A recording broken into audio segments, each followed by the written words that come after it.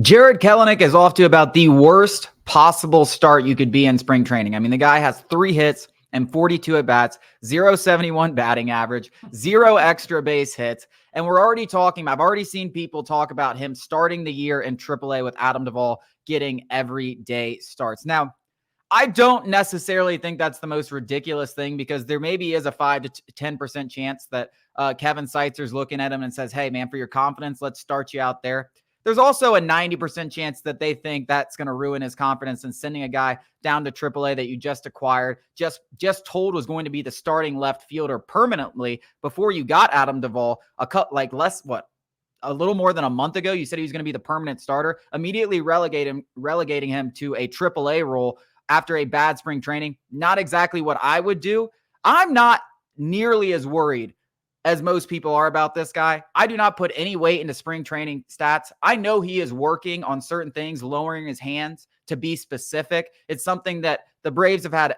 Kevin Seitzer, their hitting coach, has had a ton of success doing with guys like Jorge Soler, Ronald Acuna, Matt Olson, Travis d'Arnaud, Orlando Arcia. There's so many success stories that I am betting on the fact that Alex Anthopoulos and his scouting department have an eye for talent, and Kevin Seitzer's a big part of that. He thought he could bring him in and help him out. Yes, it's going to have some growing pains, but I am not nearly as worried as a lot of people are about this guy after just 40 at-bats. Now, on the one hand, the Adam Duvall acquisition tells you what the Braves think, in my opinion. I mean, obviously, we all expected them to get a proven outfielder, but none of us really expected, I think, especially after what you mentioned, Anthopoulos coming out and saying Kelenic is going to start every day. That may be cause for concern, in my opinion, because you don't come out and say that if you're not at least a little bit worried about Kelenic. In that same breath, you can't be overreacting to spring training like this. I mean, I don't know how many times you've seen this where spring training literally doesn't matter. It's a time for guys to work on their stuff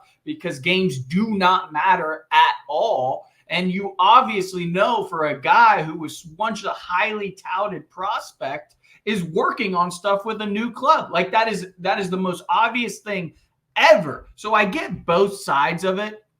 I wouldn't be worried. It's also a tiny sample size. It's an absolute tiny sample size. Like everybody, maybe he needs Marcell Ozuna to come up to him and tell him he's that mofo, like he told Michael Harris, and Michael Harris just went and exploded. You know, that little bit of confidence from a veteran, or, you know, he sees all these other guys, Matt Olson, Ronald Acuna Jr., Austin Riley going, hey, man, just listen to him, keep going every single day, and it'll come out. I mean, all these guys have gone through slumps. Baseball is a game of peaks and valleys, and nobody knows that better than Kelenic because he's had more failures than success at the major league level. I just think to be panicking right now, also, let's just say it doesn't work out. I've even past Braves fans, I've seen people talk about how, you know, this is going to be a terrible move for the Braves.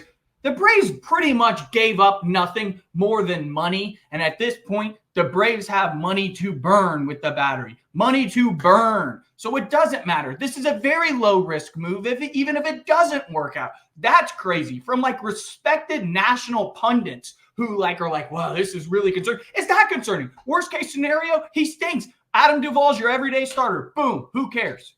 That's crazy. They paid $20 million for Jarred Kelenic this year, essentially. For 6 seasons of control. Yeah, and he's going to be extremely cheap for the next 5 seasons. So obviously you hope he pans out, but if he doesn't pan out until July or August or whatever it is, that's perfectly fine. Anthopoulos has made worse moves. I'm also completely fine with Adam Duvall being the everyday starter. I mean, Adam Duvall is I'm not want to say a superstar. That shouldn't even come out of my mouth. But Adam Duvall is a guy who in 2021, his last full season, had 38 homers for the Braves and Marlins. He's a guy that got injured in 2022, got a little banged up last year for the Red Sox, but he still had 21 homers in 92 games. He can guard all 3 outfield positions. He can fill in and play every day while Jarred Kelenic is struggling.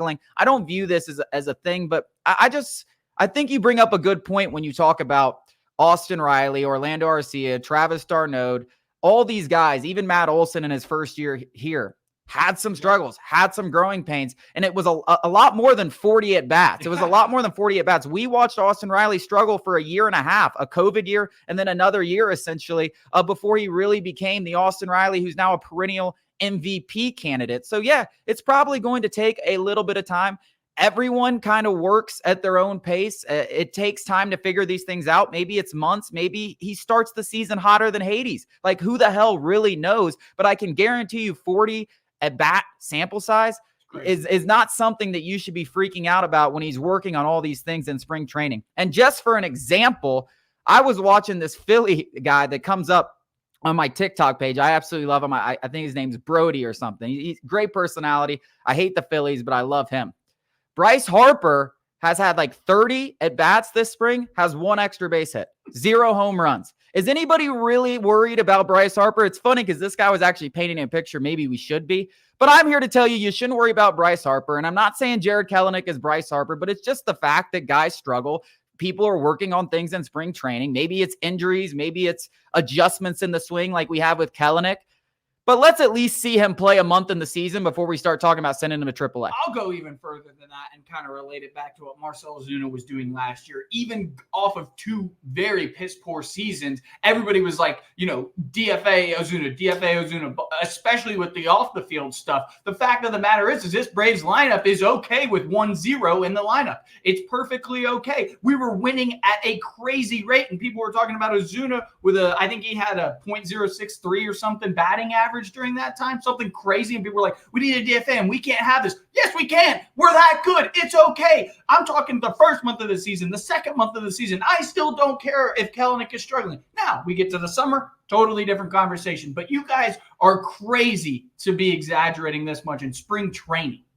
Yeah, I don't think there is too much to worry about. I mean, I think Marcell Ozuna exactly is a perfect. Now, Kelenic's not making $16 million a year, but you did spend $20 million. You did make an investment in this player, and it's time to at least give him a few months to see if he can do it. I mean, platoon with Adam Duvall, he's going to be just fine. And you have an insurance policy. And guess what? At the trade deadline, if the guy is an absolute 0 and you think it's time to just throw him away, you just don't think there's any chance of this working. Maybe some of the anger management issues and stuff have happened in the past with the Mariners start to come up with the Braves and they still exist and he can't learn from the guys around him. Maybe all that stuff happens and it does not work out, but let's at least see it happen before we start proclaiming the guy should be in AAA. He's a bust. It's not going to work, because I think there's just as much of a chance of him coming and having the best year of his career as of now than there is of him being a bust. I don't think anything's changed in my mind over a 40 at-bat sample size, and I think that is what is important. Coming up after the break, should the Atlanta Falcons, do they deserve to be the favorites in the NFC South with Kirk Cousins?